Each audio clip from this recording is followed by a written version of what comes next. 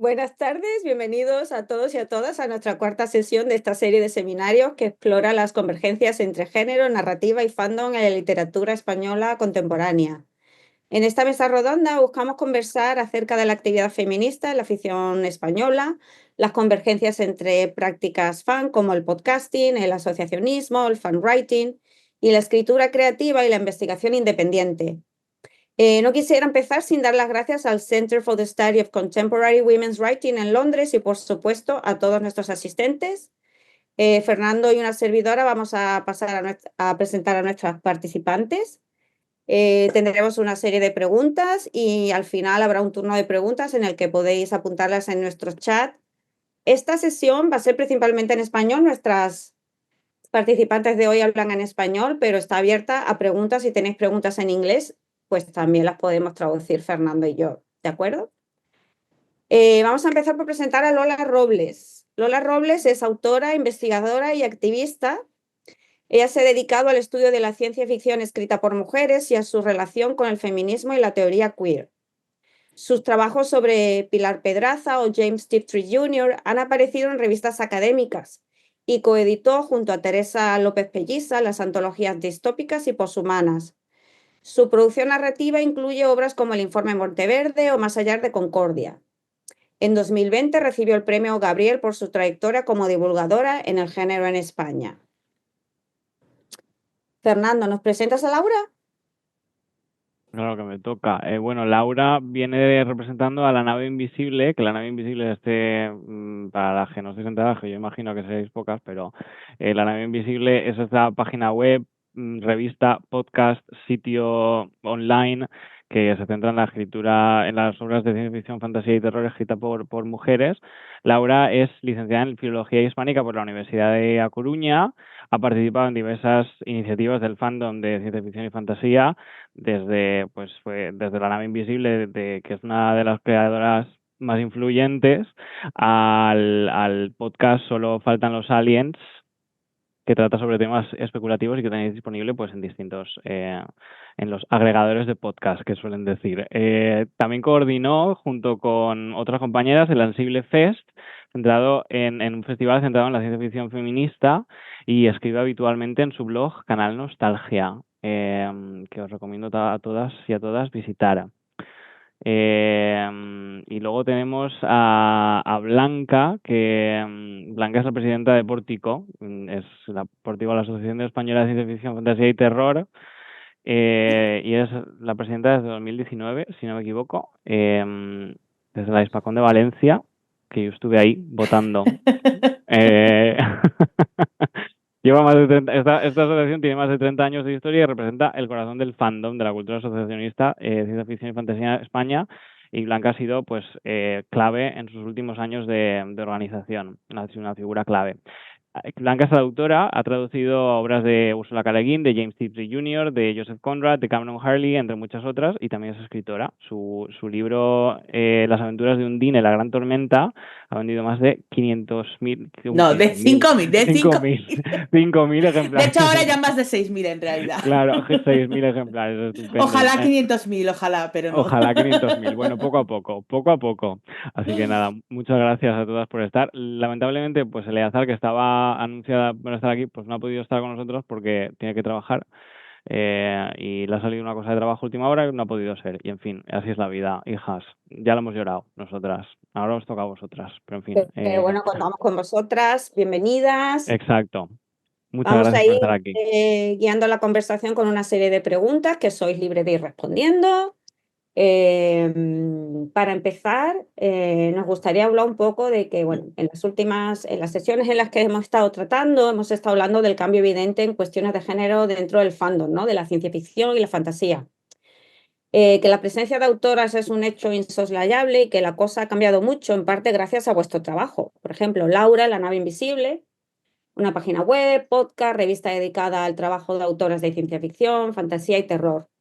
Lola con su blog Fantástica, sus diversas publicaciones en distintos medios o el grupo de lectura homónimo, y Blanca, que desde 2019 ha presidido la Asociación Pórtico con una intención más o menos explícita de convertir la asociación en un espacio más inclusivo. ¿En qué sentido creéis que es necesario seguir haciendo actividades de visibilización y promoción de autoras en la literatura de género? ¿A quién le gustaría empezar a romper el hielo? Esa es difícil, ¿eh?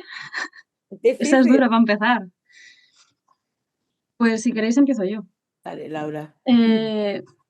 Yo lo que he visto es que tenemos que seguir haciendo activismo constantemente porque en el momento que nos relajamos y desaparecemos, todos los pasitos que pensábamos que habíamos logrado, todos empiezan a retroceder. En el momento que dejamos de hablar, el momento que dejamos de reivindicar lo que queremos hacer, lo que creemos que es la mejor manera de acercarnos a la cultura, de apreciar a las escritoras, de tratar ciertos temas de cierta manera, en el momento que nosotros dejamos de hacer presión con eso, empezamos a retroceder en todo lo que pensábamos que estaba ganado y que ya dábamos por supuesto.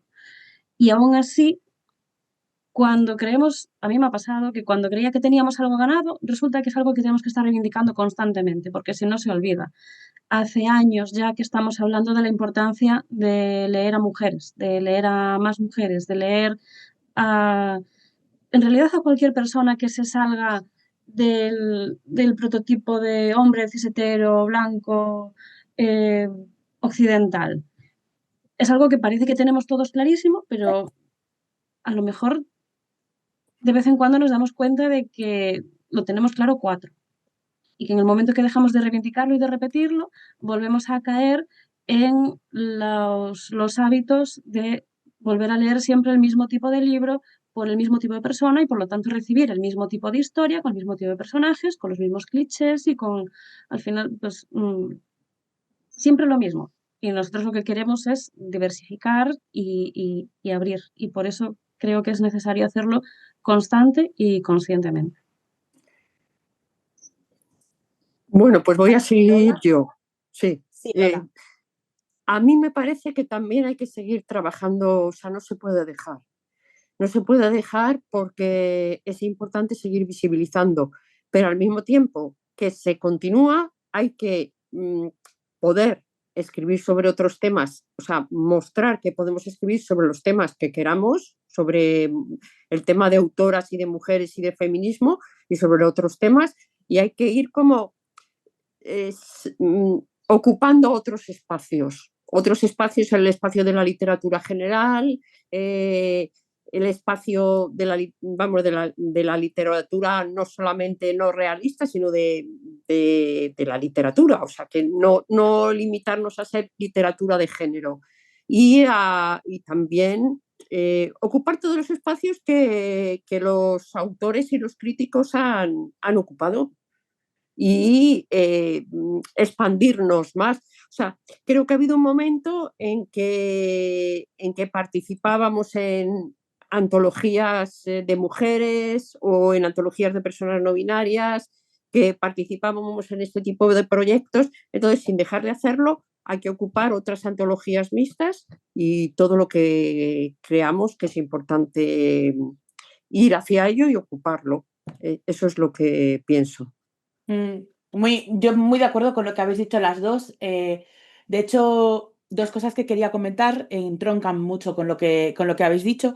Una, en una parte que cada vez es más importante de la vida de una autora, que es, entre comillas, la promoción, ¿no? El estar participando en espacios y la visibilidad en redes y todas estas cosas. El tema de la mesa de señoras, ¿no?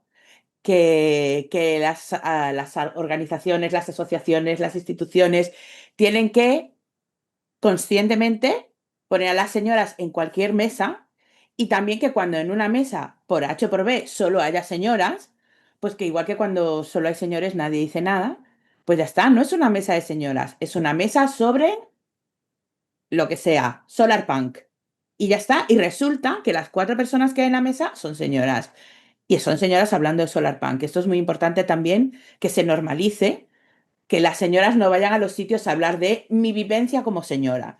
Esto es muy importante. Y de hecho, en las hispacones que ha organizado Pórtico desde que estamos este equipo en la presidencia, bueno, en la presidencia, en la Junta, hemos hecho un esfuerzo. Bueno, la verdad es que no ha sido un esfuerzo, porque conocemos a tantas señoras que no ha sido ningún esfuerzo, pero, pero sí que hemos estado conscientes de que no hubiera ninguna mesa sin mujeres, de que se incluyeran mujeres, a poder ser mujeres diversas. em, no siempre ha sido posible incluir todos los colectivos que nos habría gustado. Por ejemplo, no hemos encontrado, si la hay, por favor, señoras gitanas que escribís géneros no realistas. Os queremos, no os encontramos. No sabemos dónde estáis, pero si nos veis, por favor, poneros en contacto con Pórtico. Nos gustaría escuchar vuestra perspectiva también. Y la otra cosa, entroncando con lo que decía Laura, es que ya no es solo que podamos volver atrás, es que quieren que volvamos atrás. O sea, ahora mismo están las cosas gravísimas para las mujeres y cualquier persona que no se ajuste a ese arquetipo de persona neutra, que es el señor blanco, clase media alta, cis hetero, etcétera. Entonces, ahora mismo hay una guerra abierta para cualquier persona que se salga de la norma. Y ya no es que no nos podamos relajar, es que tenemos que trabajar más fuerte que nunca porque vienen momentos difíciles, por desgracia. Bueno, está claro que todas habéis coincidido en la importancia de ocupar espacios, ¿no? Em, y que este activismo es más que necesario. Mm. Blanca, has apuntado muy bien ahí el hecho de que realmente estamos retrocediendo, ¿no? Entonces, el trabajo parece que tiene que seguir, no podemos parar, ¿no? Y esto creo que entronca muy bien con una pregunta que teníamos planificada sobre vuestras actividades de activismo, porque no deja de ser un activismo, ¿no? Lo que realizáis. Eh, ¿Cómo creéis que estas actividades contribuyen a una lectura más crítica y sensible de las cuestiones de género dentro de la literatura no realista? O en otras palabras, ¿cómo creéis que lo que venís haciendo ha contribuido a leer con gafas violeta, ¿no? Con una visión feminista?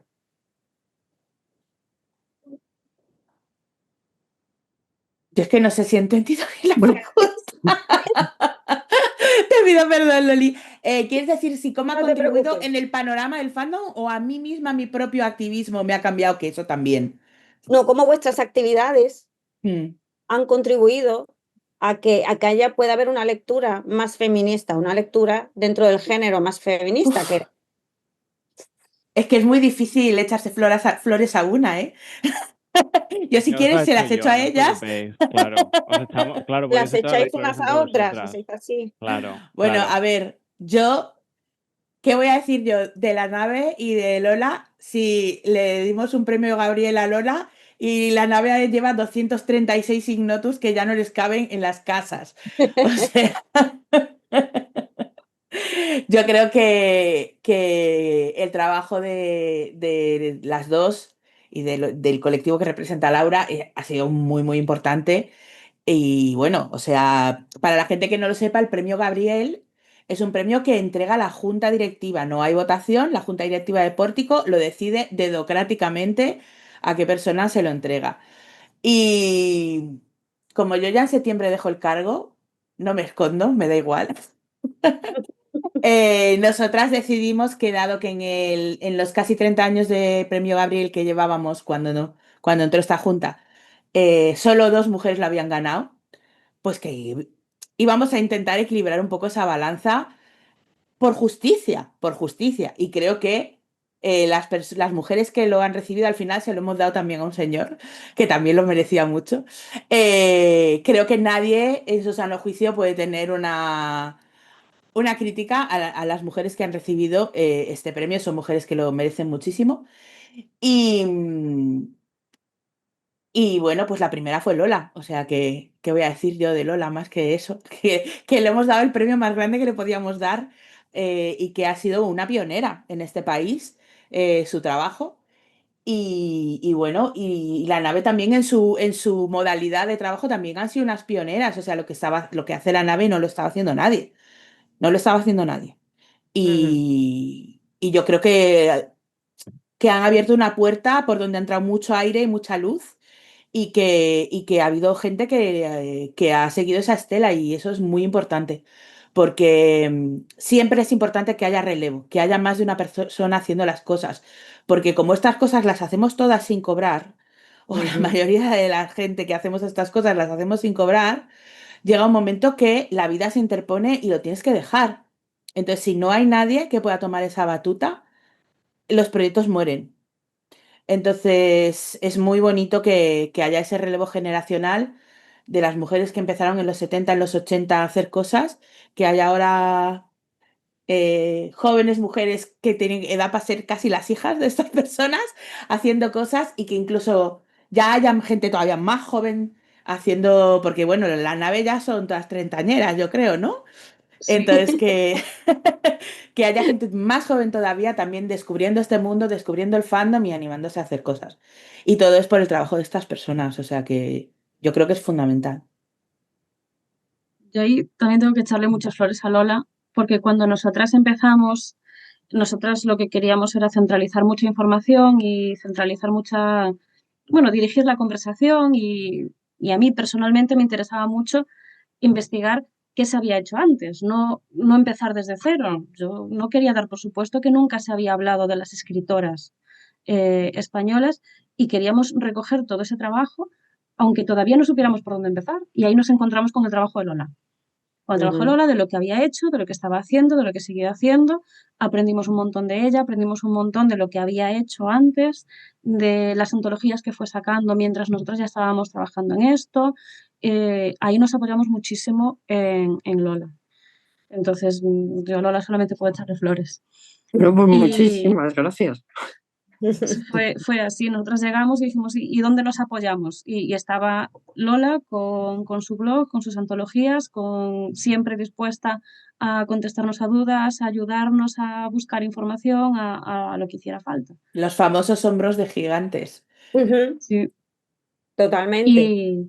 Y bueno, Pórtico estos años nos ha ayudado de todas las maneras posibles, nos ha apoyado de todas las maneras posibles, nos han dado relatos, escritoras, las convenciones, las hispacones que han organizado últimamente, tanto las que tuvieron que ser online como cuando volvimos a presencial, la presencia de escritoras, todo el trabajo que ha hecho Pórtico por, por diversificar el fandom y por darle aire a todos los nombres nuevos, por apoyar a toda la gente diferente a la que estaba viniendo para que hubiera bueno, más variedad y más espacio para todos también ha sido muy importante.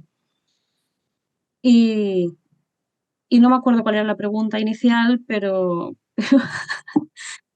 pero un ¿cómo poco creéis que eso. vuestro trabajo ha contribuido a dar una visión, una nueva visión más feminista, claramente? Lo habíamos hablado de las gafas violeta a toda la cuestión de género, ¿no? Y del género de la ciencia ficción y la fantasía. Desde dentro es muy difícil ver lo que has hecho y es muy difícil aceptar que hay ciertas cosas que pasan porque tú las has iniciado. Ujú. Porque tampoco quieres pecar de yo aquí esto lo he solucionado yo. Que a lo mejor no, a lo mejor no tienes nada que ver y es algo que ocurrió sin querer. Pero yo creo que la nave lo que le ha hecho es dar un escaparate y un grupo, porque al final la nave no es una persona, sino que somos un grupo muy grande de gente y que siempre hemos estado buscando colaboraciones fuera. Es decir, Ujú. si la nave somos 15 personas, al final artículos para la nave, la última vez que contamos, habíamos sido más de 100 personas diferentes, porque todo el mundo que quería y que tenía algo que decir podía escribir con nosotras y podía utilizarnos de altavoz. Yo creo que nosotras, sobre todo, lo que hemos servido es como ese gran pilar visible, bueno, ese barco visible en el que la gente se podía apoyar y podía seguir, eh, encontrar libros que leer, encontrar escritoras a las que seguir, historias que les interesaban, enfoques que no hubieran encontrado de otra manera. Yo creo que sobre todo hemos hecho eso, que a pesar de llamarnos invisibles, lo que hicimos fue crear un discurso muy visible y nos esforzamos mucho porque fuera visible. Y después muchas otras cosas que ya o se pierden en el tiempo o no nos atrevemos a adjudicarnos, pero que yo creo que sobre todo es eso, la visibilidad, el apoyarnos en ser un grupo muy grande, muy heterogéneo, para seguir apoyando a otra gente y impulsando a otra Mm. gente. que tiene muchas más cosas que decir que nosotras. Lola, no Yo sé si quieres sí, añadir algo. sí. Quería añadir que cuando yo entré en el fandom, viendo hacia el pasado lo que podía conocer de cómo había funcionado, funcionaba muchas veces, a ver, lo que se ha aportado desde una perspectiva feminista es justamente eso, una mirada feminista que antes no existía. ¿Podía existir en algunos casos? Sí. ¿Podía haber críticos que valoraran el trabajo de autoras y que las hubieran leído y conocido? Sí. Pero lo hacían todo de una manera que a veces era inconsciente, es decir, el machismo que podía existir o el conocer solo, o citar solo, tener en cuenta solo a varones, podía ser intencionadamente machista, o sea, hay gente machista en el fandom, pero podía ser algo como una inercia de la que ni se daban cuenta. Ya digo que aunque conocieran algunas autoras y las hubieran leído, las conocieran bien, ¿no? Pero lo que ha servido el trabajo de toda la red que hemos hecho entre las mujeres que hemos trabajado con una perspectiva feminista ha sido para evidenciar, para visibilizar, para poner las cuestiones sobre la mesa, para dejar ver que efectivamente había cosas que eran machistas, que había otras cosas que eran una inercia, que había que aportar nueva gente, nuevos temas, que las autoras no estaban prácticamente en muchos géneros como podía ser la ciencia ficción o el terror, bueno, en general en los géneros no realistas, o sea, mucho poner en evidencia. Entonces ya no se puede estar como si eso no hubiera ocurrido y como si no pasara nada y como si todo estuviera bien, por mucho que se haya leído a autoras normalmente anglosajonas. Esto ha traído que a veces ha habido gente que se ha molestado y que se ha sentido desplazada y que no le ha gustado que ganáramos premios y que estuvieran allí. No lo han hecho saber claramente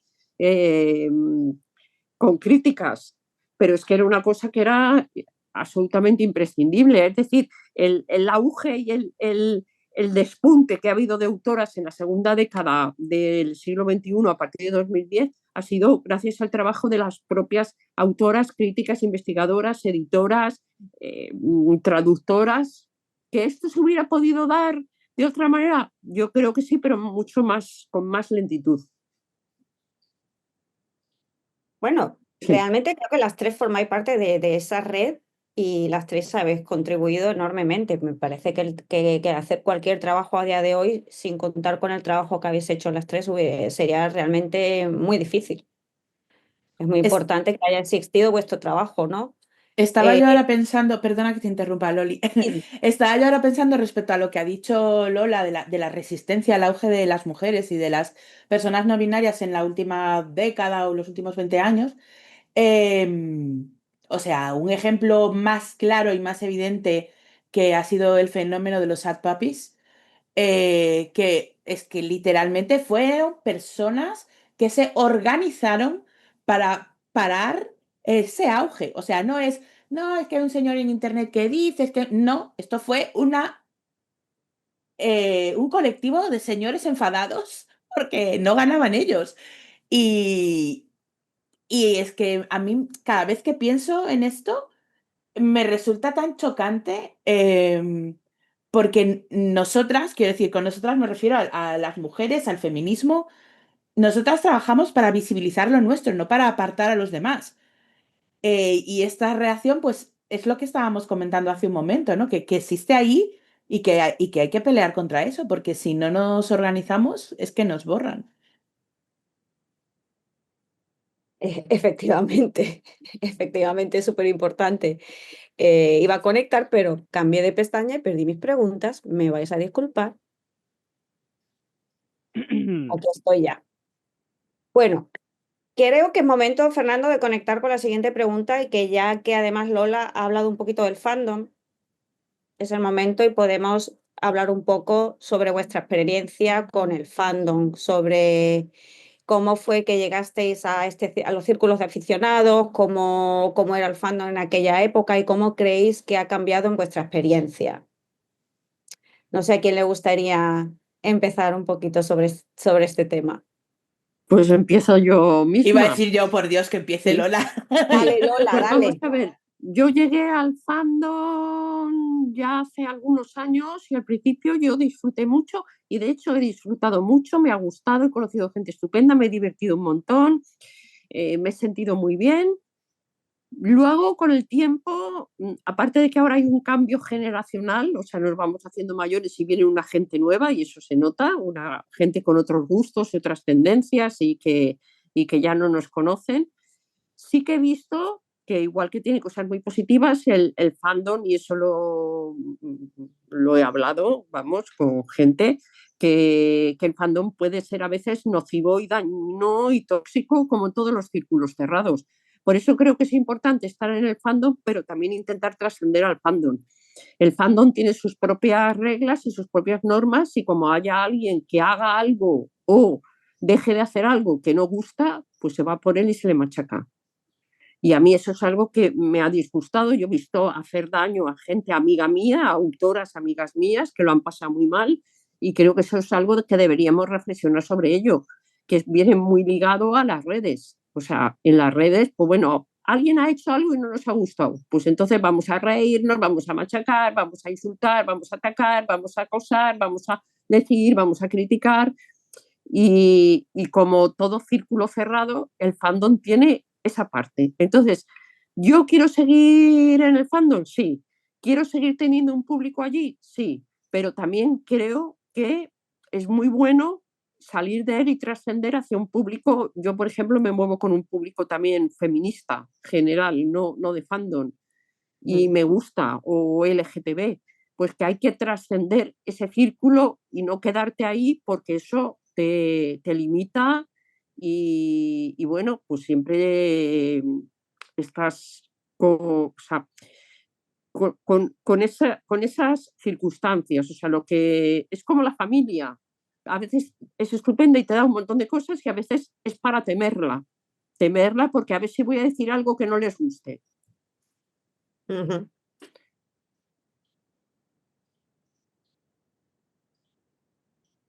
Blanca está, creo, no Estoy te muteada, sí, escuchamos perdón. ahora. Quería comentar desde la perspectiva de Pórtico que el tema de salir del fandom también es una cosa que se ha hablado en la Junta, no en el sentido de abandonar el fandom, ni mucho menos, porque el fandom es nuestra gente.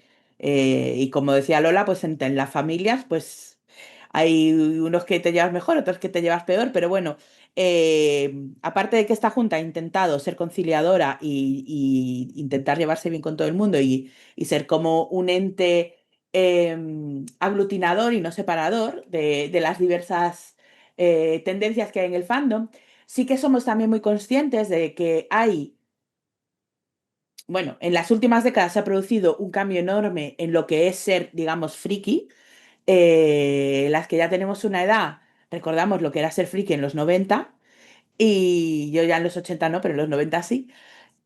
Y hoy en día es muchísimo más mainstream, ¿no? Hay un montón de, sobre todo en lo audiovisual, o, por ejemplo, el cómic, especialmente el que viene de Japón, arrasa entre la gente joven. No es en absoluto fuera del mainstream, es mainstream. Y Pórtico no está llegando a eso, no está llegando a gente que sí que disfruta los géneros no realistas, pero no sabe quiénes somos. Entonces, obviamente el fandom es nuestra casa, nacimos en el fandom y el fandom es nuestro corazón, pero creo que como asociación española tenemos que llegar a cuanta más gente podamos. Y creo que eso es una de las tareas pendientes que tenemos como asociación. Llegará a la gente que pues, no sabe ni qué es Pórtico, ni qué son las hispacones, ni qué son los ignotus, ni qué es nada de todo esto, pero que le flipa leer lo que sea, o ver lo que sea, porque el mundo de lo no realista es inmenso, es enorme. Están los cómics, los videojuegos, está el rol, literatura, la que quieras. Es que hay tantas cosas que es un melón enorme, pero que hay que ir poco a poco dándole ahí. Y Yo, quizás de algo que manera... se tiene que... Laura, ve tú, ve tú. no, sigue, Fernando, sigue, sí. No, tú. Pues yo iba a decir que de manera personal yo llegué al fandom sin saber lo que era un fandom. Yo empecé a leer sobre todo ciencia ficción y yo quería encontrar gente que hablase de libros de ciencia ficción y que me enseñase más libros. Y encontré, pues justamente por las redes, yo entré en Twitter y encontré una serie de gente que hablaba de ciencia ficción y me arrimé de manera digital, pero me arrimé a ellos y resulta que después eso era un fandom. Entonces, pues ya me quedé con eso. Y después dentro del fandom, como decía Lola, hay momentos que son un poquito más desagradables, pero es que dentro del fandom yo he hecho una cantidad de amigos increíble. He conocido a muchísima gente muy buena que aportan de manera personal una amistad que en otros sitios no he encontrado. En el fandom sí que tenemos, pues como todo grupo cerrado, pues tenemos diferencias y tenemos desencuentros y a veces son más leves y otras veces son más graves y hay veces que se acaba el mundo, pero hay una experiencia compartida que yo creo que no tendríamos de otra manera. Mis lecturas han cambiado totalmente gracias al fandom. He descubierto libros, he descubierto escritoras, he descubierto incluso escritores no binarios que no hubiera conocido de otra manera si no fuera porque el fandom estaba hablando de ellos. Y, y eso, para mí el fandom, sacando esos momentos puntuales en el que nos peleamos y que al final también yo también me los tomo de manera activista y reivindicativa, yo me quedo con la parte positiva. Yo creo que el fandom, al final, el roce hace el cariño. Y a base de vernos una y otra vez, tanto en redes como en las Hispacones, como en otros festivales, al final nos acabamos conociendo y acabamos teniendo cierta confianza. Y yo me quiero quedar eso, con la cantidad de amigos que he hecho, con la cantidad de gente buenísima que he conocido, aunque no los considere amigos, gente que tengo de referencia, y la cantidad de lecturas, de aprendizaje, de conversaciones y de todo lo nuevo que me han aportado, que en otro sitio no lo iba a encontrar. Y en respectivo a la nave, es que nos conocimos porque éramos fandom. Conectamos entre nosotras porque éramos fandom. Alguien dijo en Twitter un día, tenemos que hacer algo al respecto, y nos conocíamos apenas de vista, de vernos cruzar mensajes, tampoco nos conocíamos mucho más, nos reunimos todas juntas y somos un grupo que es grande, pero tenemos unos lazos muy fuertes. Creo que la nave nunca hemos tenido la conversación de decir necesitamos salir del fandom y necesitamos expandirnos más allá, porque también queremos hablarle al fandom. Sabemos que es que me gusta mucho la expresión, muy mala expresión del núcleo irradiador. Yo me he quedado muchísimo con la frase de Rejón del núcleo irradiador y yo creo que de verdad el fandom es un núcleo irradiador y que dirigiéndonos al fandom de alguna manera acabaremos permeando en otros lados. Nuestra conversación ha estado muy dirigida al fandom todo el rato, no de una manera explícita, sino porque son los que nos conocemos y son los ambientes en los que nos sabemos mover, porque sabemos que haciendo llegar nuestros mensajes al fandom es muy posible que estos trasciendan el fandom y lleguen a otro lado. No nos agobiamos con el tema de si nos leen mucho o si nos leen fuera o si llega gente desconocida, porque al final estamos poniendo los mensajes ahí fuera y en algún momento llegarán a alguien. Sabemos que los están recibiendo y se están repitiendo. Entonces, es algo con que a nosotras no nos agobia. Fernando, ¿querías añadir algo? No, yo estoy fascinado escuchándoos hablar a todas y estoy iba a hacer un apunte a una cosa, un añadido, en fin, un comentario, una cosa que había dicho Blanca, pero se me ha olvidado ya. Así que no tiene importancia. Sí, yo creo que a lo mejor es que es un poco también lo que ha dicho Lola. Creo que el fandom, como lo que estáis un poco comentando todos, el fandom, como cualquier círculo más o menos cerrado social, tiene pues sus beneficios y sus problemas y sus problemáticas que a lo mejor muchas de esas problemáticas también se pueden explorar desde una cuestión de género, de a lo mejor en los 90, bueno, yo no estaba evidentemente en los 90, yo no sé lo que era ser friki en los 90, porque yo en los 90 creo que él no sabía ni cómo me llamaba. Creo que no tenía ni concepto de identidad, así que no sé, pero por lo que yo he leído, las conversaciones que yo he tenido, pues ser autor en los 90 en el círculo de ciencia ficción era una experiencia que también pues nos interesa un poco sacar aquí, por eso también queríamos hablar de eso, de cómo han cambiado las cosas también desde el punto de vista de las autoras que llevan publicando, pues como Lola, durante muchos años. Y cómo ha cambiado también el fandom para lo bueno y para lo malo. Y a lo mejor una de las cosas que tiene que hacer el fandom también, al expandirse, es como el propio fandom transciende el fandom. No, a lo mejor también es el fandom el que tiene que trascenderse a sí mismo y reevaluar ciertas dinámicas que, pues que tiene anquilosadas o que van anquilosándose un poco con los años.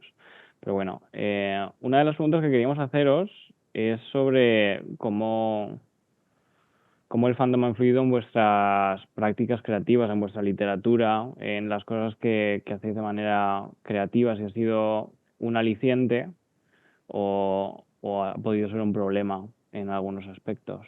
No sé cómo lo veis.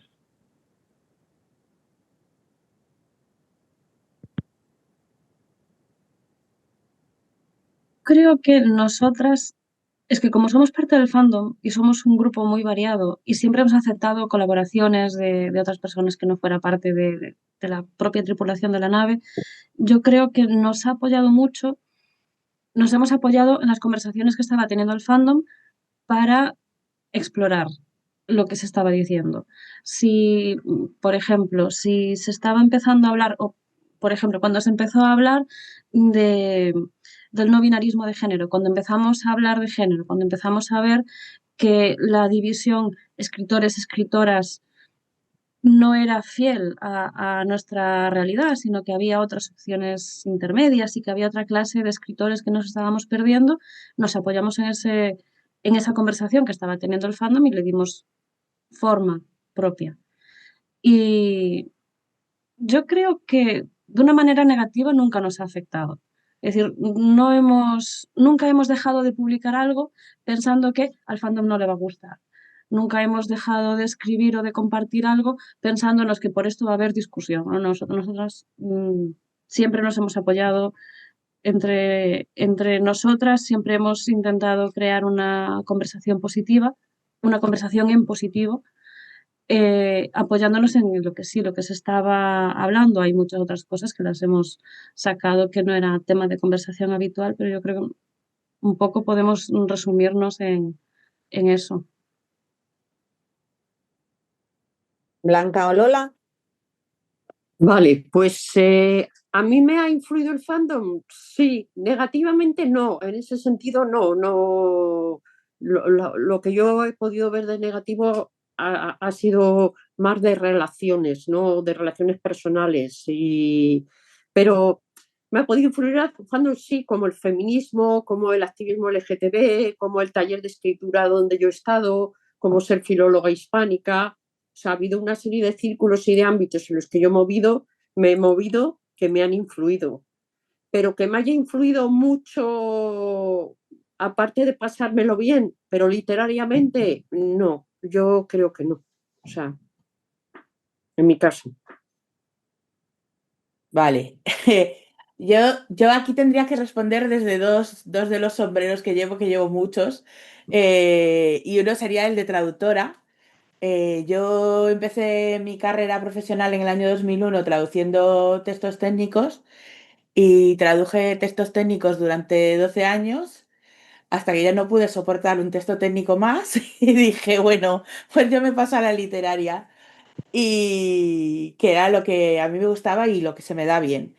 Y creo que en ese sentido sí que estar en el fandom me ayudó profesionalmente porque, bueno, la gente te conoce y si no conoces a alguien no le puedes encargar una traducción. Esto es así. Entonces, en ese sentido sí que profesionalmente creo que me ha ayudado. En cuanto al tema pórtico, fíjate, es que sin las guerras del fandom yo no me habría metido en en este Embolado.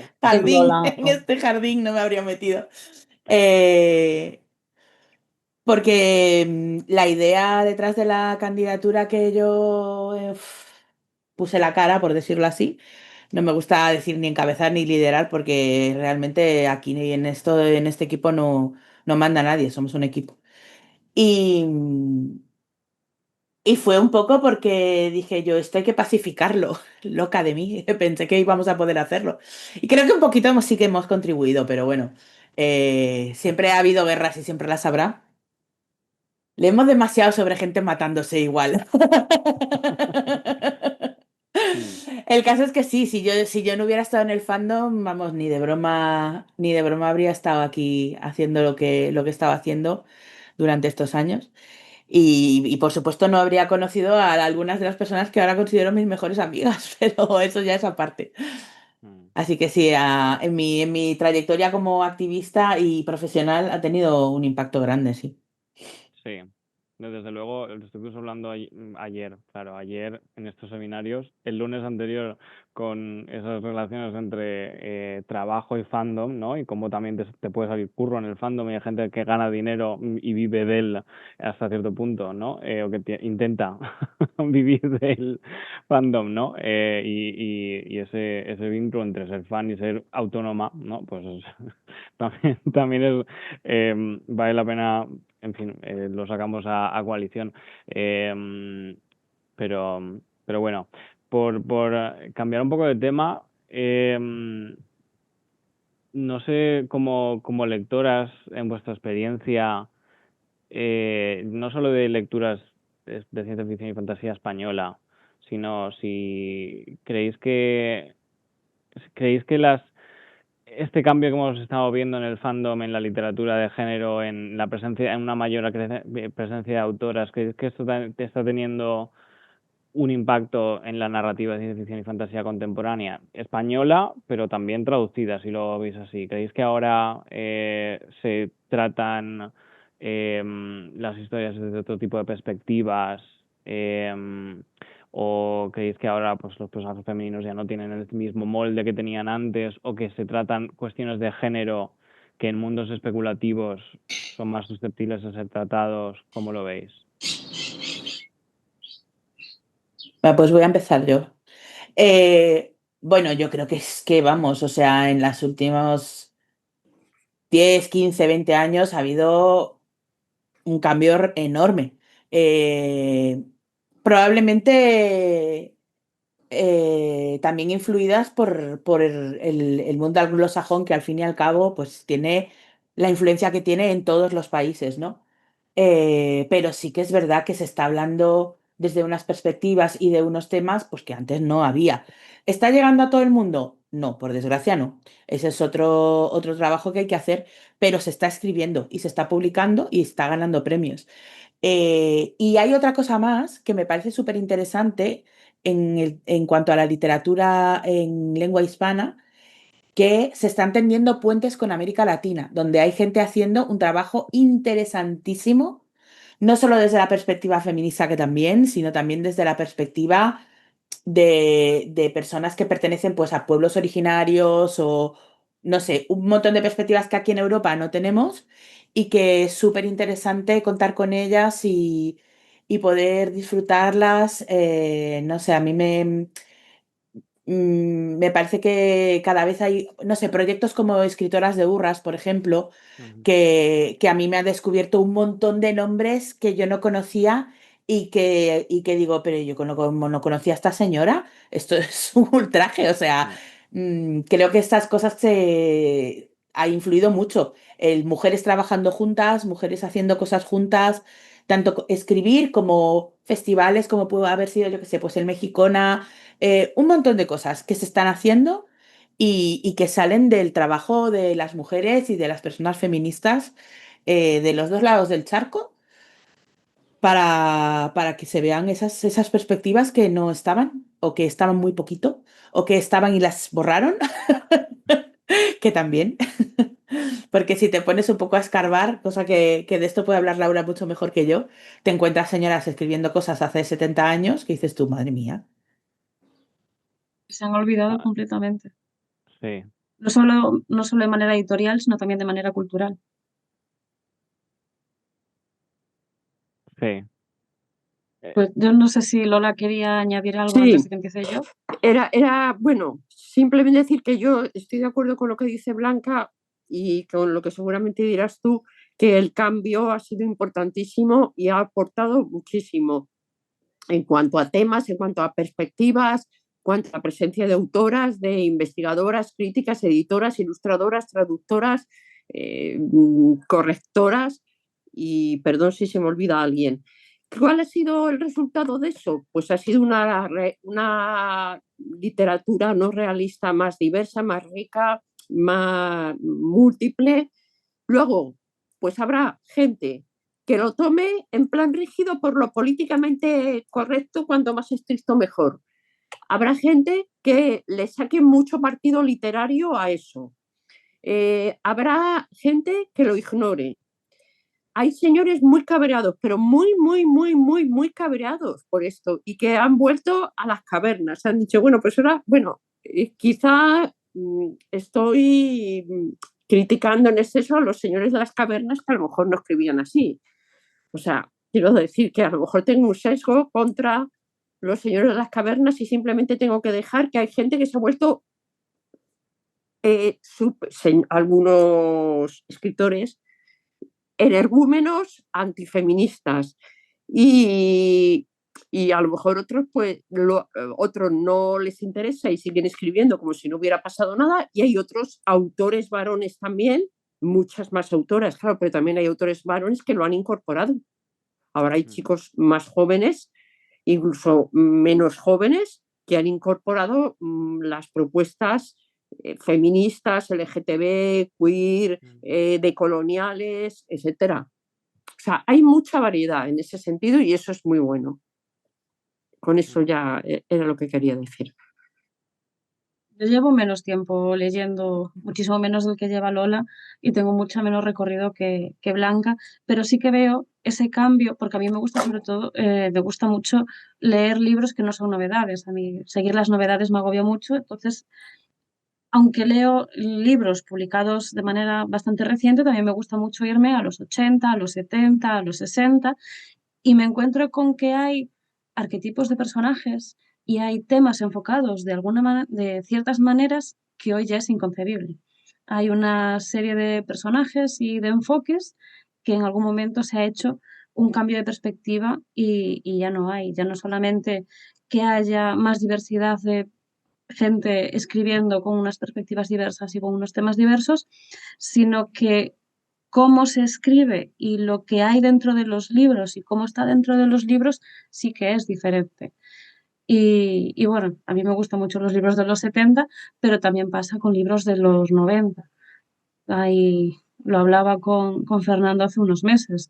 Lees libros publicados en el fandom y premiados en el fandom en principios, mediados de los 90 y nos parece inconcebible porque hemos llegado a una especie de conclusión colectiva de que esos personajes no es fiel a lo que somos ni lo que queremos ser, que tienen una perspectiva muy inconsciente, pero también machista o misógina, con la que no estamos de acuerdo y hay esa clase de personajes y esa clase de expresiones y de temas y de arquetipos se sigue encontrando en la literatura actual, pero hay muchos libros que ya no las tienen.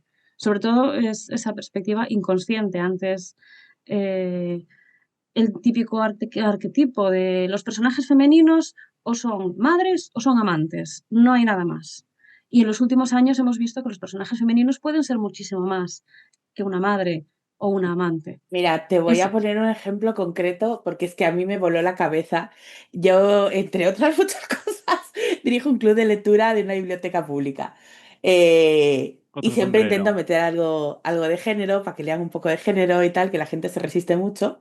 Y hace ya bastantes años dije, bueno, pues voy a aprovechar para llenar un hueco que tengo yo, que es Crónicas Marcianas, que no lo había leído yo. Y aquí estamos hablando de un peso pesado, ¿eh? No estamos hablando de ninguna tontería. Y cuando llega este señor a Marte, perdón por el spoiler de este libro que tiene 60 años, cuando llega este señor a Marte terraformado, ¿eh? O sea, que hay gente allí viviendo, y le abre la puerta a una señora con su mandilón O sea, que es que dices tú, esta es Betty Draper. Esto es una ama de casa de los años 50 que no somos capaces de imaginarnos un mundo en el que hemos terraformado Marte, pero las señoras no están haciendo pastelitos mientras su marido está en casa. Y era como, pero vamos a ver. O sea, es que me pegó tan fuerte esa América tradicional de los años 50 en Marte. Que dije yo, Dios mío, pero ¿cómo puede ser que podamos hacer especular en la ciencia, pero en la sociología, por lo que sea, aquí no se toca? Aquí las señoras con el delantal y haciendo pastelitos. Y claro, me rechinó un montón. Que luego, claro, el libro tiene otros valores interesantísimos y no seré yo la que diga nada contra Ray Bradbury. Pero esas cosas, como que las puedes leer en el contexto de entonces, pero poner a una señora así en el día de hoy. Yo no sé a quién le puede entrar bien eso, ¿no? Como que en una obra moderna. Yo creo que todo tiene que evolucionar.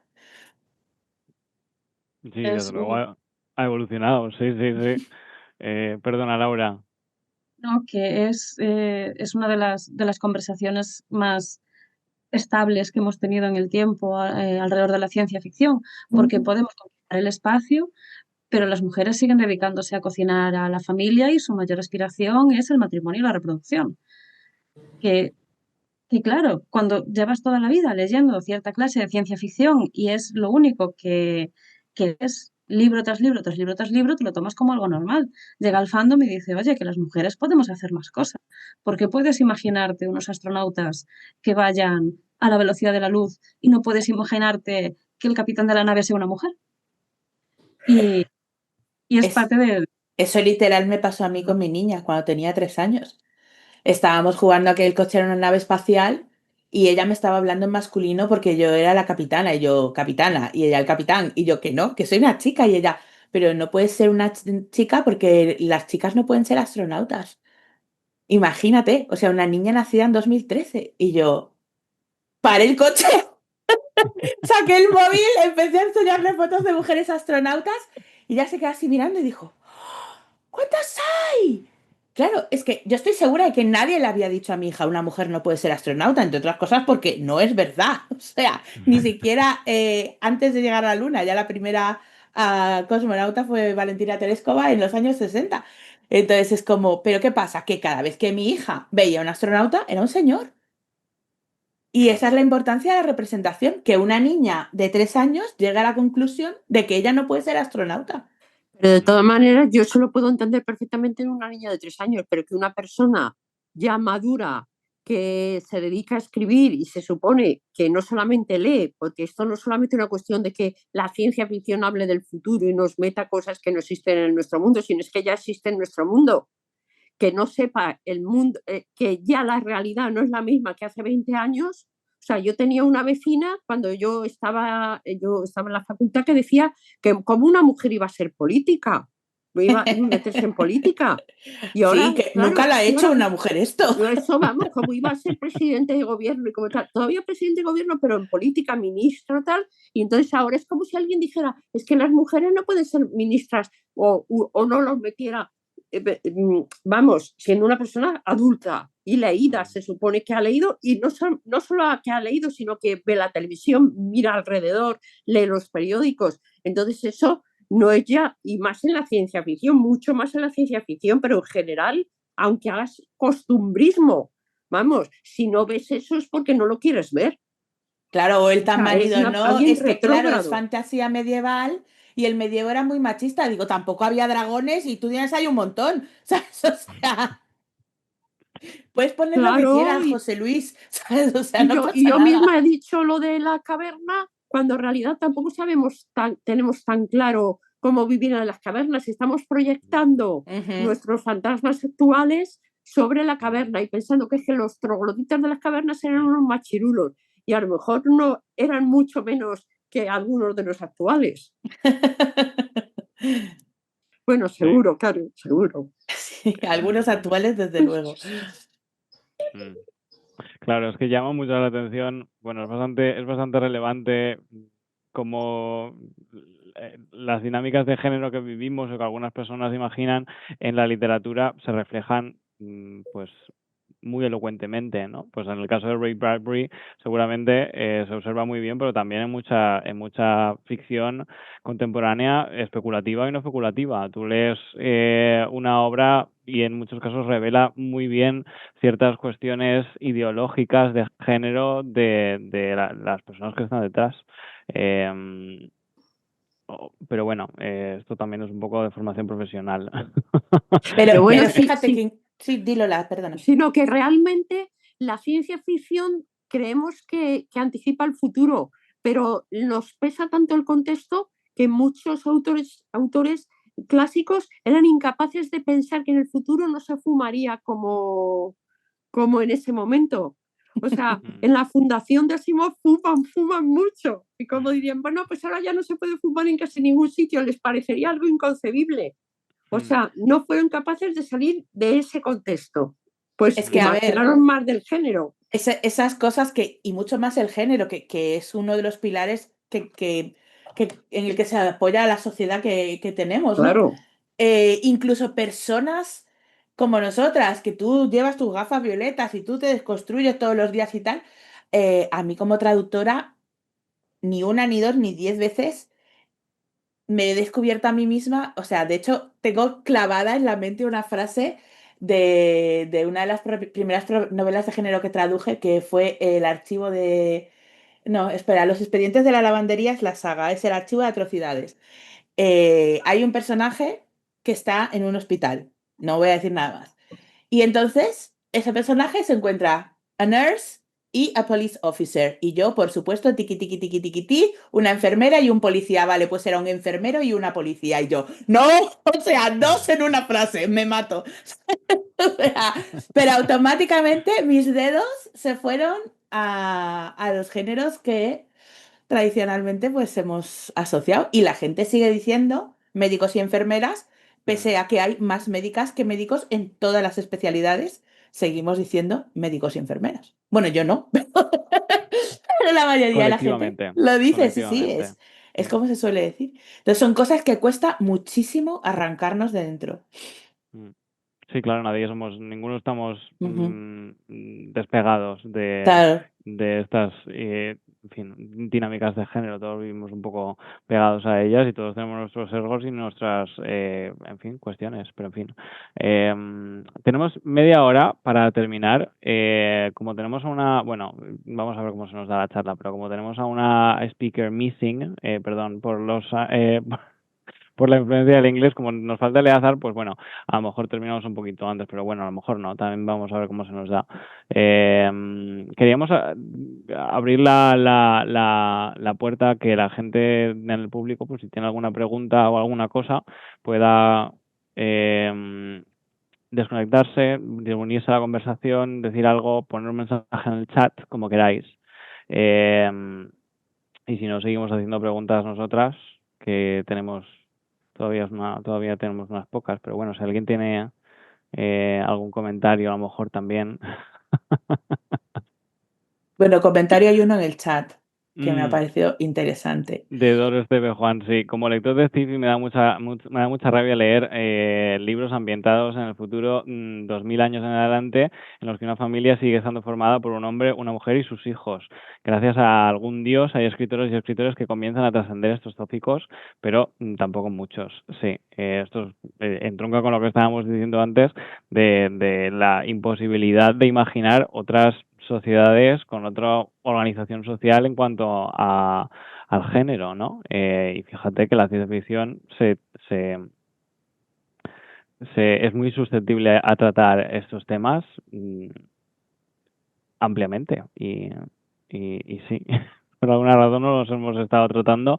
Bueno, estaba Ursula K. Le Guin en los 70, pero claro, pero por alguna razón nosotros en España lo hemos tratado como lo hemos tratado. Creo que Pero son bueno. con algo que decía Lola antes, que la ciencia ficción parece que está hablando del futuro, pero la ciencia ficción realmente lo que está hablando es del presente todo el rato. Y lo vemos sobre todo cuando nos vamos a libros que tienen 20, 30, 40 años y pues como Bradbury con las señoras haciendo pastelitos en Marte, te das cuenta que la ciencia ficción, aunque ellos estaban proyectando en el futuro, estás hablando de tu presente. Y si tu presente familia significa padre, madre, 2 niños, una casita individual en un pueblo y un perrito pequeño, pues tus familias de ciencia ficción van a ser así. Ahí entra la dificultad de construirse, de ser capaces de ver, vale, cuánto tengo de sesgo cultural y cuánto tengo de sesgo inconsciente de las cosas culturales, sociales que doy por supuesto, pues que se fumase tantísimo en la época de Dune, o las mujeres haciendo pastelitos en Marte, o bueno, modelos relacionales, modelos binaristas, jerarquías sociales, organizaciones sociales, es parte de la ciencia ficción que habla de nuestro presente también. Yo creo que también hay algo muy, muy interesante en ese aspecto, porque digamos que la literatura de género canónica ha estado principalmente en manos de, pues ya lo hemos dicho, de señores cis hetero blancos, pues que hablaban de las cosas que a ellos les preocupaban. Y entonces, pues la familia no es un tema de su preocupación, y un montón de cosas más, pues no son temas de su preocupación. Claro. Entonces no hablan de ellos, porque no son cosas que ocupen su mente. Entonces hablas de lo que te preocupa, de lo que te conoces. Igual que yo, me rechina un poco cuando una persona escribe sobre, a ver cómo lo explico, sobre temas que no le tocan.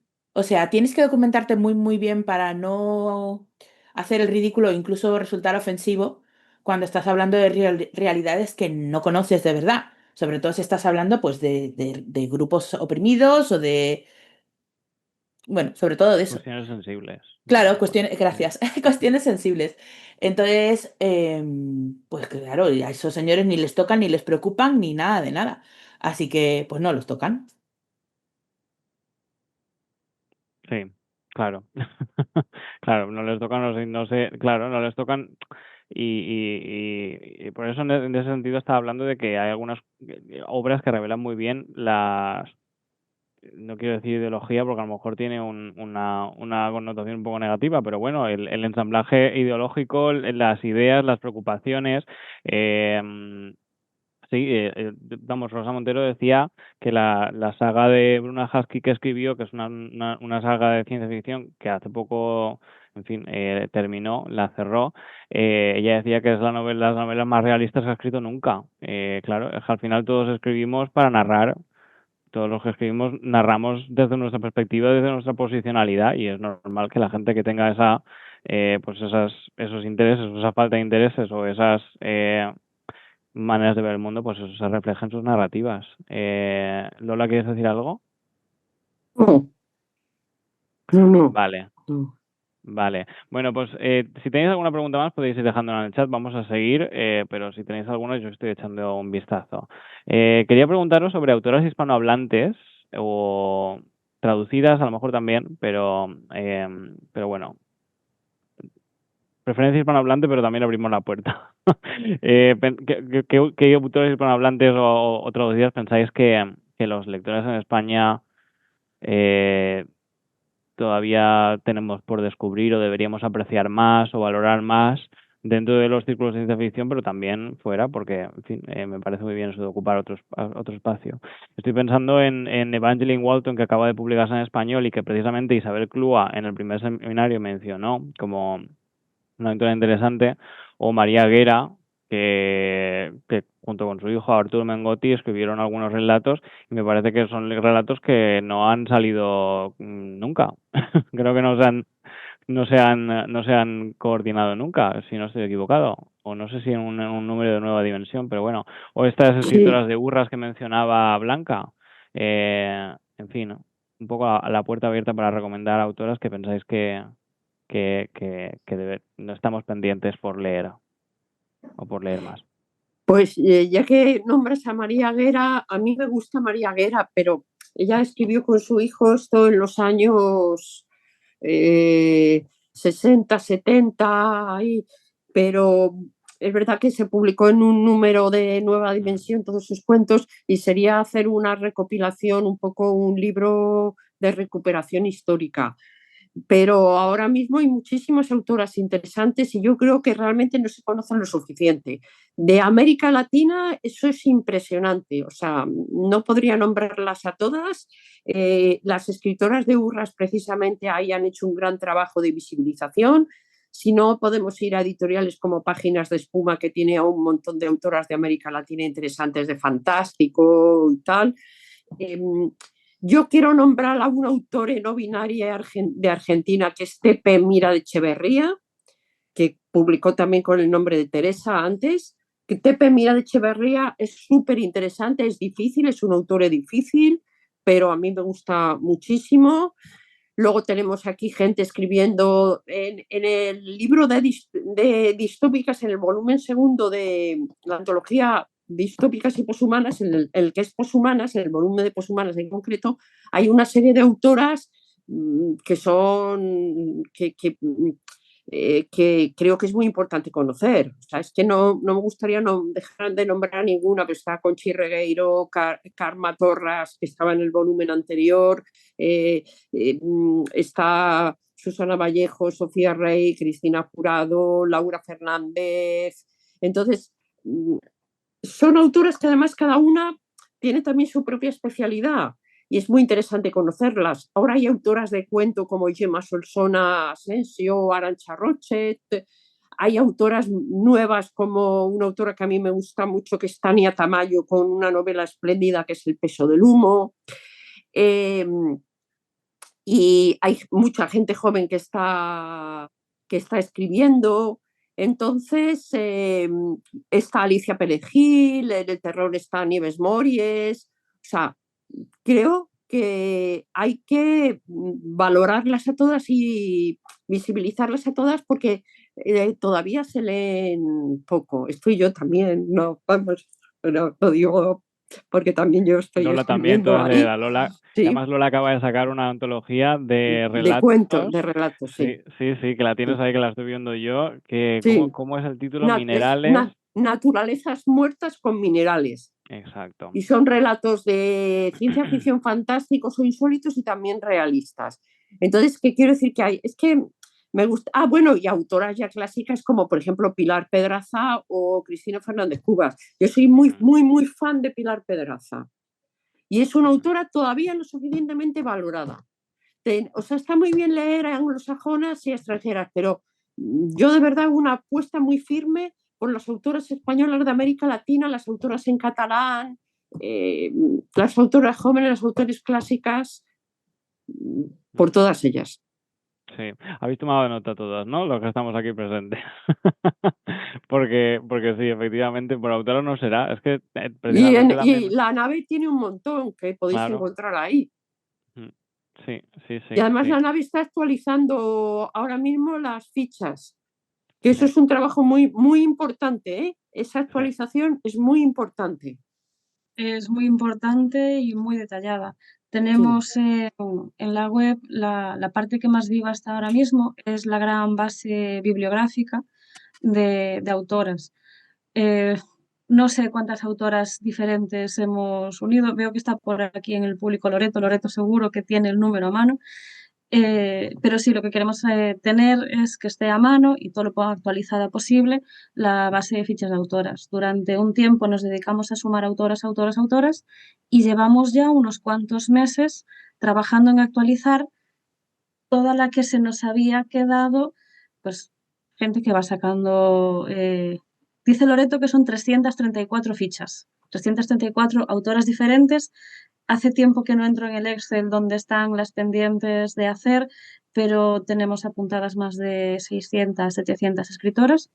Y bueno, desde hace unos meses lo que estamos haciendo es actualizar las fichas que se habían quedado un poco desactualizadas por novelas nuevas, relatos nuevos,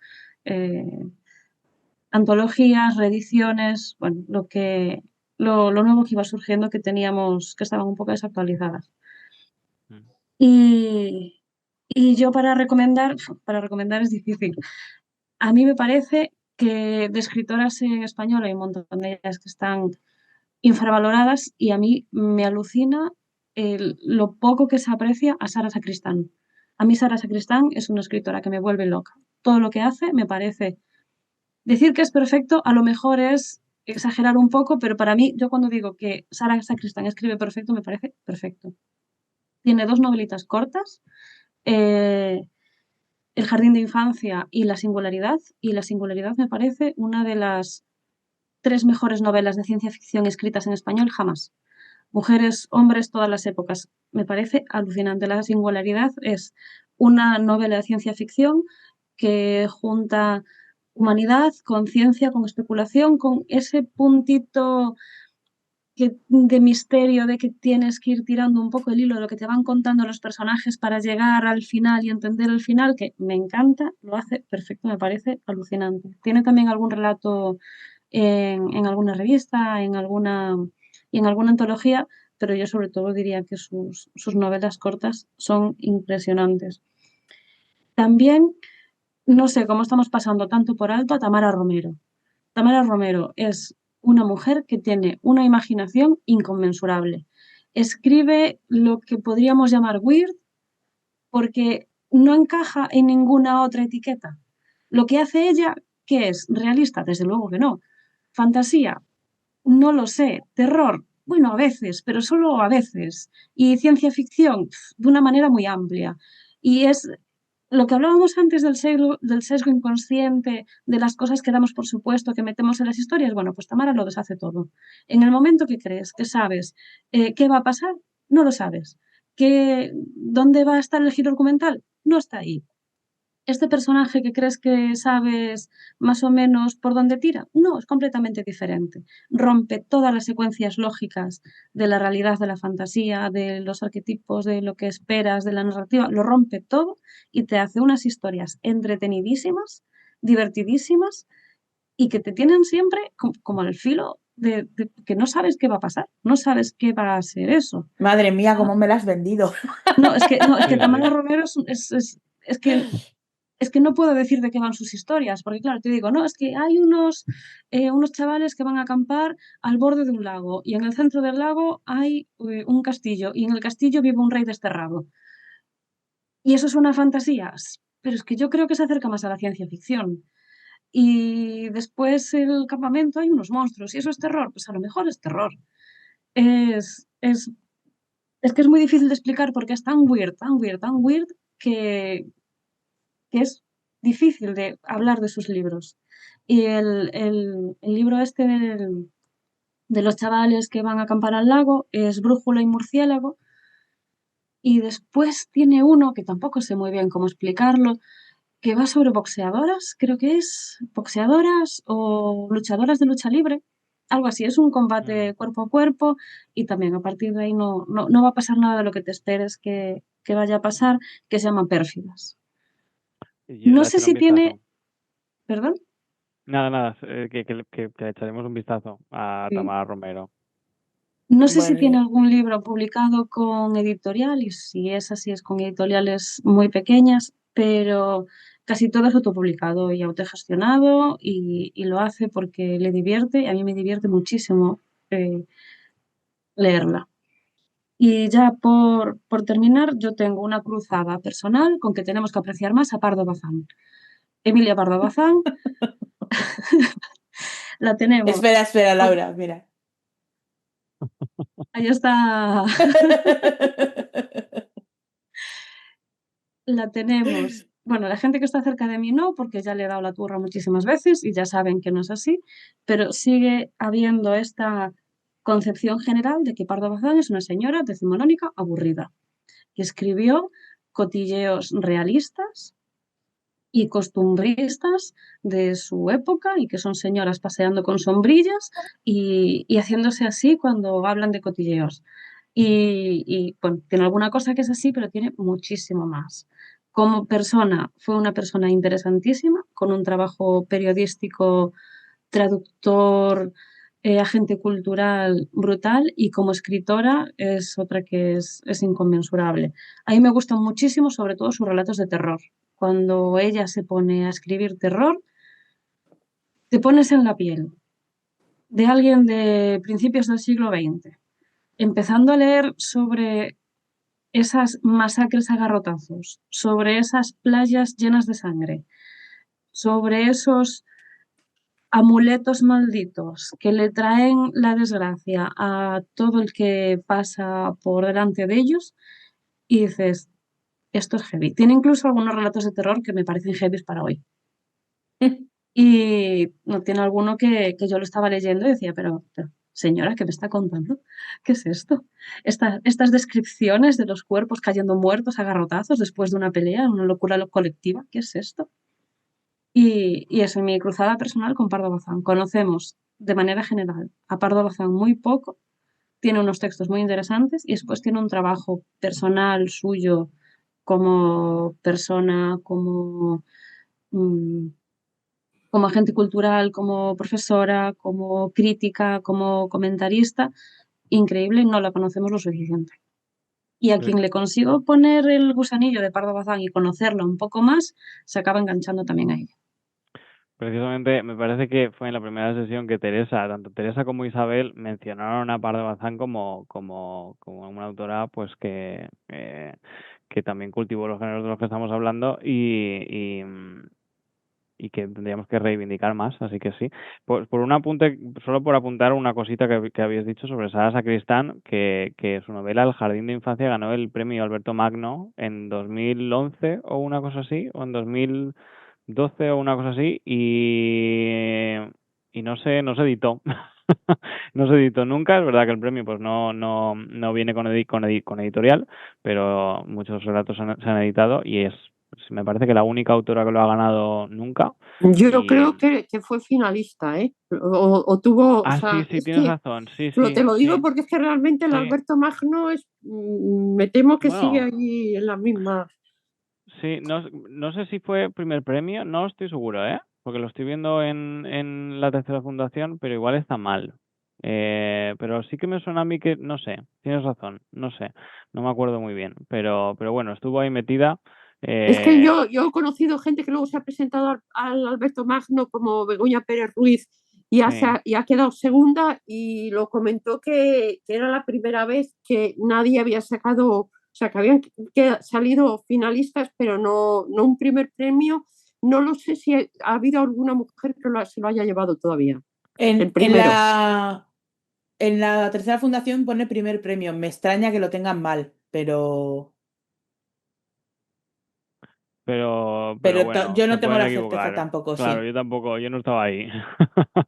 En cualquier caso, Sara Sacristán es una autora que desde luego en ciencia ficción española vale la pena conocer y bueno, todas las que estoy mencionando las podemos sacar. Blanca, no sé si tienes tú alguna más que añadir o una autora que tú consideres que Me han dejado poco, pero te han dejado poco, es verdad, pero y bueno, además que puedes estar de no acuerdo. conozco yo, desgraciadamente, autoras con tan poca visibilidad como las que ha comentado Laura, pero sí que quería decir unos poquitos nombres nada más. No me voy a extender mucho tampoco. Quería mencionar a Felicidad Martínez y a Cariana Reuben. A mí me flipa la sci-fi de Cariana, me parece increíble. Pero mi autora española de España, quiero decir, favorita es Nieves Delgado. O sea, a mí me parece que esa señora escribe con un bisturí. No tiene bolígrafos, ni ordenador, ni nada. Tiene un bisturí y ahí nos sobra una coma, una palabra, una nada. Es increíble. Te pega puñetazos continuamente y me gustaría que escribiera más lo que Además, una escribe. autora que saca bastante el tema de género en sus Sí. novelas, en 36, en Casas Rojas. Casas Rojas es un relato, pero bueno, todas estas cuestiones de agenda Sí, siempre está feminista. muy presente. mm, Y de América Latina son famosísimas las dos, pero yo realmente las conocí a través de Urras y yo no las conocía. Y si alguien no conoce a Gabriela Damián Mirabete o a Mariana Enríquez, pues está tardando porque son impresionantes. Y ya está, no voy a enrollar más.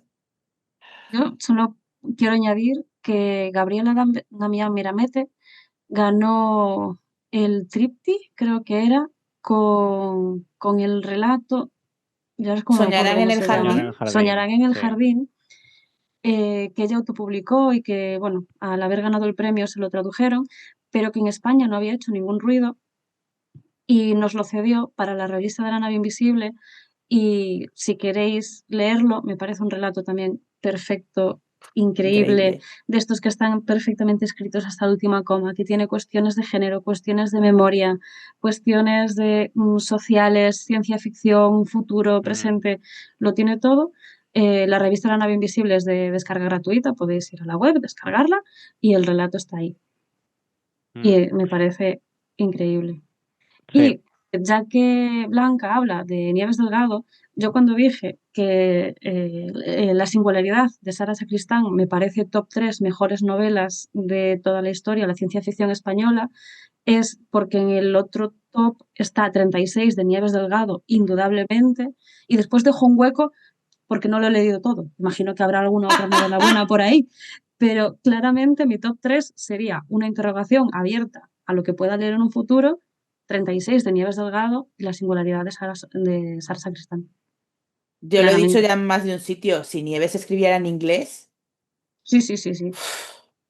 Yo ahí quería añadir una cosa y es que hay un problema que es que muchas de estas autoras han tenido que publicar en editoriales pequeñas y que la vida de las editoriales ha sido a veces breve o han tenido una serie de cuestiones que han dificultado su difusión. Por ejemplo, Tania Tamayo con El peso del humo, que lo publicó en Alberto Santos, ha tenido problemas y a mí me parece también, ¿ves? Esa está en mi top. Es una novela espléndida, maravillosa, es una novela también tiene muy presente el tema del género, porque es una sociedad donde a mitad de la vida cambian de sexo género, de las dos cosas, de sexo género también, de sexo incluido, en un futuro en otro planeta.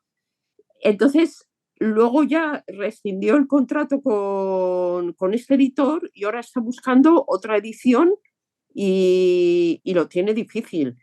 Tepe Mira de Echeverría, por ejemplo, que es un autor muy barroco, con un barroquismo muy potente, muy weird y tal, por lo menos se le puede localizar en Cerbero.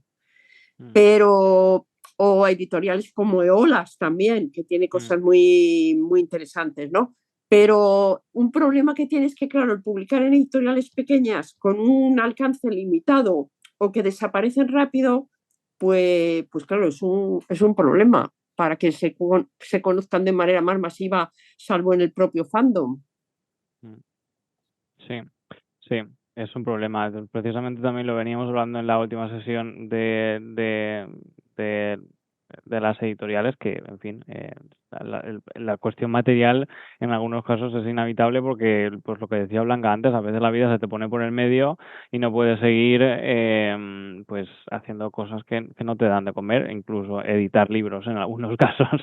Y es donde, por eso también creo que es importante apoyar a las editoriales y proyectos independientes y autores independientes, porque en algunos casos es la única manera que tienen de poder seguir sacando ciertas historias. Pero bueno, esto es una cuestión también un poco personal. Claro, por ejemplo, Conchi Regueiro, que es una autora gallega que escribe una ciencia ficción muy social y ambientada, una buena parte de ella en finales del siglo XIX y principios del siglo XX español, ha tenido mala suerte también con algunas editoriales y novelas como La moderna Atenea, que apareció en Triskel y después, no, antes apareció en Grupo AGEC, me parece que fue luego en Triskel, y han desaparecido esas editoriales. Entonces, claro, es una pena que eso además Conchi Regueiro es de las autoras que han tenido una publicación, o sea, una obra publicada que la tiene más larga y extensa, pero que algunas no se pueden encontrar ya. Es claro, es que es una pena porque muchas de esas obras efectivamente desaparecen. Y también ahí la labor del fandom con el archivo de Pórtico, por ejemplo, es muy importante. Y que estas obras puedan seguir leyéndose aunque ya no estén disponibles. A mí personalmente me cuesta encontrar algunas obras que fueron descatalogadas y que pues en el archivo de Pórtico se pueden encontrar. Pero bueno, por ir terminando ya, porque no quiero quitaros tampoco mucho más tiempo del que tenéis, una persona recomendaba en el chat a autoras como Amal El Mokhtar, que escribió el de ¿cómo se llama esta novela, Laura? Tú lo sabes, que me asientas así con la Se cabeza. pierde la guerra del tiempo. Así se pierde la tierra exacto, Y exactamente. van a publicarle prontito en Oscura la novela nueva que creo que tradujeron como El río tiene raíces. Sí, Creo sí, que sí, la sí, traducción es sí, creo que esa. van a sacar algo nuevo, Va a sí. salir muy prontito. En Mm, catalán creo que ya está, pero en Sí, castellano sí, está sí, a punto de sí, salir. sí. También tenemos a Irene Solá, que en nuestra segunda charla tuvimos a, mm, a Iris de Benito hablando sobre Et vaig anar ulls y vas mirar a las tenebres, que es una novela pues, prácticamente de terror, de fantasía de terror, que podéis leer en castellano o en catalán. Anna Strobinets, que creo que está con esta editorial, es una autora rusa muy interesante. Y Isabel del Río, que escribe en catalán y en español, si no me equivoco, que tiene una novela que se llama Madre, que Sí que es muy escriben en ambas interesante. lenguas. Sí, sí, Uf, sí, la Starobinets es tremenda, ¿eh? sí, sí, sí. Ahí hay cuestiones interesantes con el bilingüismo. Y sí, Ana Strobinets, si no me equivoco, tuvo una novela. No es una novela, bueno, da igual, no, da igual.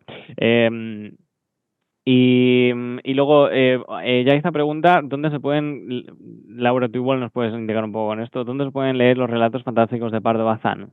Porque están algunos en distópicas y poshumanas, pero una colección no sé si tienes algún volumen en mente en concreto, alguna edición específica.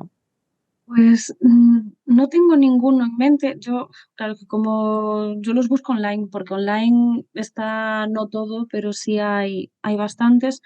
Pero se han publicado varias antologías recopilando algunos de los relatos fantásticos. Creo que no todos, pero bueno, hay bastantes que están en librerías. Es hacer alguna búsqueda. Yo que siento no poder ser más concreta. En Creo Cazador que de está Ratas. El Cazador de Ratas tiene cosas de Pardo Cazador, Bazán. En la editorial Cazador Cazador de Ratas. Sí, Cazador sí. tiene una, no sé si Impedimenta tenía otra. Impedimenta, como está haciendo bastantes antologías de recuperando relatos, sobre todo de escritoras victorianas y escritoras de hace más de 50 años, con relatos que nunca se habían traducido, a lo mejor lo estoy confundiendo, pero creo que tienen. Y hay hay bastantes. Que yo recuerde títulos, creo que hay uno que es La gota de sangre y otros relatos, pero bueno, es una búsqueda rápida en Google o una consulta al librero porque hay varias antologías y como tiene tantos relatos, Mm. tampoco se repiten tantos relatos entre antologías. Hay un par de ellos que siempre están presentes. La Resucitada es un clásico de sus relatos de terror y con razón porque tela. Pero, pero en antologías sí que hay bastantes. Es cuestión de consultarle a los libreros cuáles tienen más a mano. Sí, y en distópicas solo aparece un cuento suyo y es más bien de ciencia ficción. Y es un cuento muy primario de ciencia ficción, no muy proto-ciencia ficción. Ella lo que se le daba muy bien era el fantástico y terrorífico. Mm. Muy bien, pues con esto y un bizcocho, muchas gracias a todas por asistir a nuestro seminario, a nuestra sesión. Muchas gracias a Lola, muchas gracias a Blanca y muchas gracias a Laura por vuestro, por vuestra presencia, por vuestro conocimiento, por vuestro activismo, por vuestro trabajo, por todo. Porque, en fin, ¿qué voy a decir? Y nada, voy a dejar de grabar.